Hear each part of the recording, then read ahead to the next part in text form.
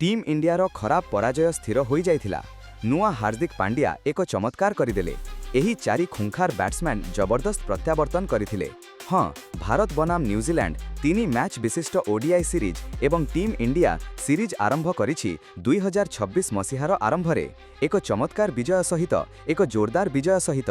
किंतु एक समय रे यह स्थिर हो जाइथिला जे भारतीय दल एही मैच हारी जिवो एवं न्यूजीलैंड मैच जीति जिवो।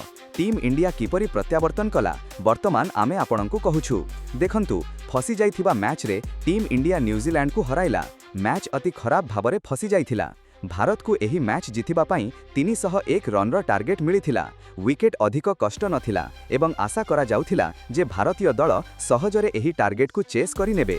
एक समय रे भारतर स्कोर 39 ओवर रे मात्र 2 विकेट हराई 234 रन थिला। मात्र 66 बॉल रे 67 रन आवश्यक थिला एवं लागुथिला जे मैच सहजरे जीति जिवो। तापरे आसिला एक जोरदार ट्विस्ट। विराट कोहली आउट हेले एवं स्कोर 234 रे 3 विकेट होई गला। जदियो आयर एवं जाडेजा थिले तथापि भारतीय दल जीति जिवो बोली आशा थिला। किंतु परवर्ती ओभर रे आउ एक झटका लागिला। 239 रन रे चतुर्थ विकेट पढ़िला एवं रविंद्र जाडेजा फ्लॉप होई पाविलियन फेरी गले। पुणी लागुथिला किछि चिंता नाही कारण श्रेयस आयर सेट थिले। किंतु 242 रन रे टीम इंडिया को पंचम झटका लागिला एवं श्रेयस आयर आउट होई गले।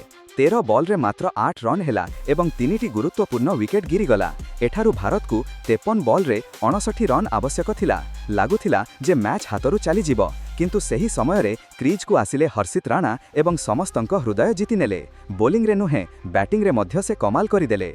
हर्षित राणा एवं केएल राहुल को मध्यरे 6ष्ठ विकेट पाई 37 रनर गुरुत्वपूर्ण भागीदारी हेला। हर्षित राणा 23 बॉल रे 29 रन करिथिले। तापरे दायित्व आसिला केएल राहुल को उपरे। तांको सहित वाशिंगटन सुंदर थिले जी आहत अवस्थारे मध्य सिंगल नहीं टीम को सहयोग करुथिले एवं तापरे केएल राहुल लगातार चौका एवं छक्का मारी टीम इंडिया को एही मैच जिताई देले। 39तम ओभर रे से मैच समाप्त करिदेले। केएल राहुल 21 बॉल रे 29 रन अपराजित पारी खेली एही विजयर सबुठारु बड़ हीरो हेले। हर्षित राणा भारतीय क्रिकेटर नुआ हार्दिक पांड्या भावे उभा हेले।